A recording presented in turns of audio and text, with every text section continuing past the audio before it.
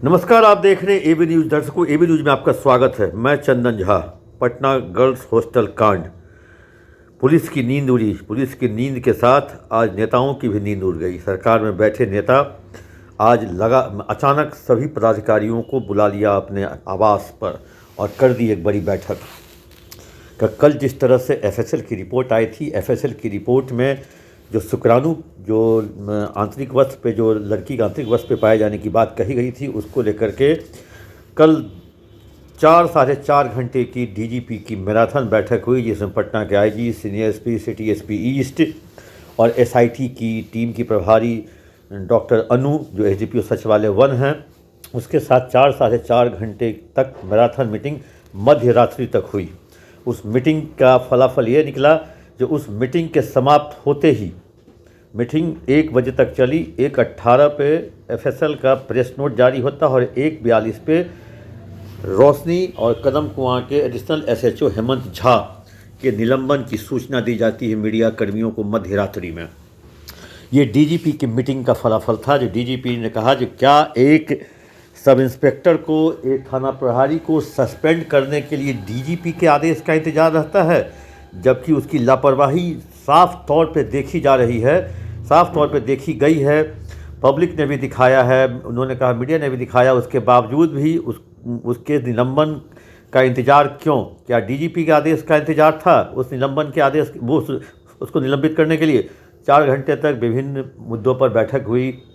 Technical कहें जो evidence के आधार पर एक दवा थ्योरी है, एक टेक्निकल एविडेंस है, सीसीटीवी फुटेज है, टेलीफोन कॉल्स है, टेलीफोन कॉल्स की रिसीविंग और कहें जो उसके रिकॉर्डिंग है। तमाम मुद्दों पर 4 साढ़े 4 घंटे तक डीजीपी के नेतृत्व में बैठक चली और उसके बाद आपने देखा होगा जो 2 लोग नाप दिए गए, जो कि नपना पहले चाहिए था, और आखिर वो मतलब कहें जो 6 तारीख की घटना है और नपे हैं वो 24-25 की रात, मतलब 20 दिन के आसपास लग गया समय।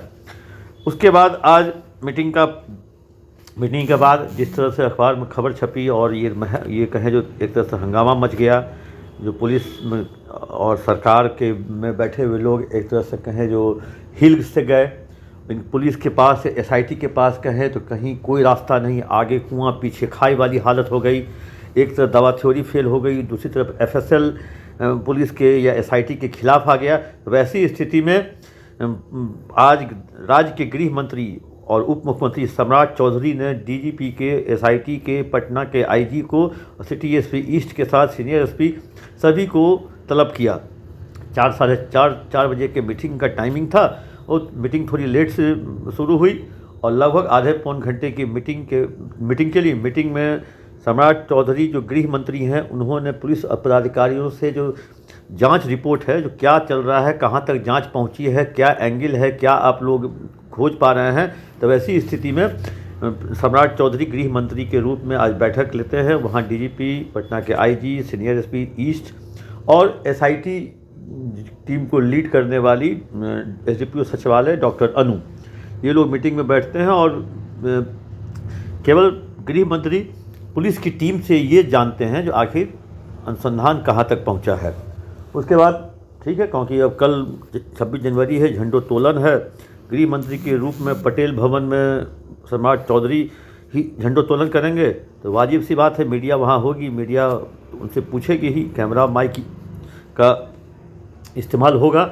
वैसी स्थिति के लिए, उस क्षण के लिए तैयार होने के लिए अपने आप को तैयार कर रहे थे गृह मंत्री। अब पुलिस के पास जो भी थ्योरी है, पुलिस अभी भी दवा थ्योरी को इनकार नहीं कर रही है। वैसे एफएसएल में शुक्राणु पाए जाने की बात है। अब ठीक है, डीएनए टेस्ट के लिए कुछ लोगों का डीएनए सैंपल लिया जाएगा, परिवार के लोग भी हो सकते हैं, कई हॉस्टल के लोग भी हो सकते हैं। अब वो पुलिस को जिस पर शक होगा, पुलिस को जिसका लगेगा, उसका डीएनए सैंपल लिया जाएगा, ब्लड सैंपल, उसके बाद डीएनए टेस्ट भी कराया जाएगा। इधर दवा थ्योरी भी कायम है, लेकिन अभी भी पुलिस का मानना है जो उस मृतिका के पिता पुलिस को सहयोग नहीं कर रहे हैं। उन्होंने कहा जो दवा नहीं खरीदी, उसके बाद वो दवा खरीदने की बात भी कहते हैं और उन्होंने कहा जो उसी में से 6 पत्ता में से 1-2 पत्ता बेटी ले गई होगी, मैंने सर्दी खांसी के लिए दिया था। उसके बाद कहा जाता है जो एफएसएल के लिए कपड़े नहीं मिले, कपड़े नहीं दिए गए। जब कपड़े नहीं दिए गए तो एफएसएल का रिपोर्ट आ कैसे गया? और कपड़ा देते हुए वीडियो और फोटोग्राफ्स भी साफ तौर पे दिखाई दे रहा है। जो मृतिका के जो परिजन हैं वो पुलिस को और एफएसएल की टीम को लगातार कपड़े दे रहे हैं और उसी को जांच के लिए भेजा गया। तो पुलिस अभी भी ये जान रही है जो मृतिका है उसके परिजन कुछ न कुछ छुपा रहे हैं या कुछ चीज़ जो है वो जानबूझ के वो कहें जो पुलिस को गुमराह कर रहे हैं। लेकिन मामला है हत्या का प्रयास, एफआईआर हुआ है हत्या का प्रयास। अब इसमें दो आ गया है, एक तो दवा थ्योरी है, दूसरा कहें जो दवा का डोज है, तीसरा एफएसएल की रिपोर्ट। अब एम्स की रिपोर्ट पर सबकी नज़र टिकी हुई है। एम्स की रिपोर्ट क्या आती है उसको लेकर के सबको इंतज़ार है। लेकिन एक बात तो तय है, डीजीपी की मीटिंग के बाद अगर 2 नपते हैं तो सम्राट चौधरी गृह मंत्री की मीटिंग के बाद क्या कोई नपेगा?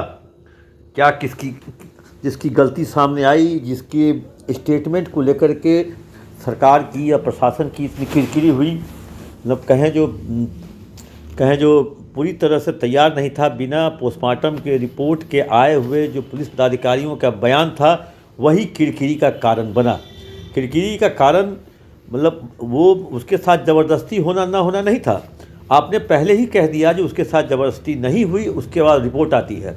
अगर आप चुप रहते, अगर पोस्टमार्टम रिपोर्ट आने के बाद अगर तफ्तीश शुरू करते तो शायद आप कटघरे में खड़े नहीं होते, आप पर प्रश्न चिन्ह नहीं लगता। अब देखना है कल सम्राट चौधरी गृह मंत्री झंडोत्तोलन के बाद क्या जवाब देते हैं और विधानसभा सत्र से पहले सरकार किस नतीजे पर पहुंचती है इस पूरे मामले को लेकर। इंतज़ार दर्शकों मुझे भी रहेगा, आपको भी रहेगा। जैसे जैसे अपडेट होगा दर्शक आप तक पहुंचाते रहेंगे। आप अपना कमेंट बॉक्स में देना ना भूलें।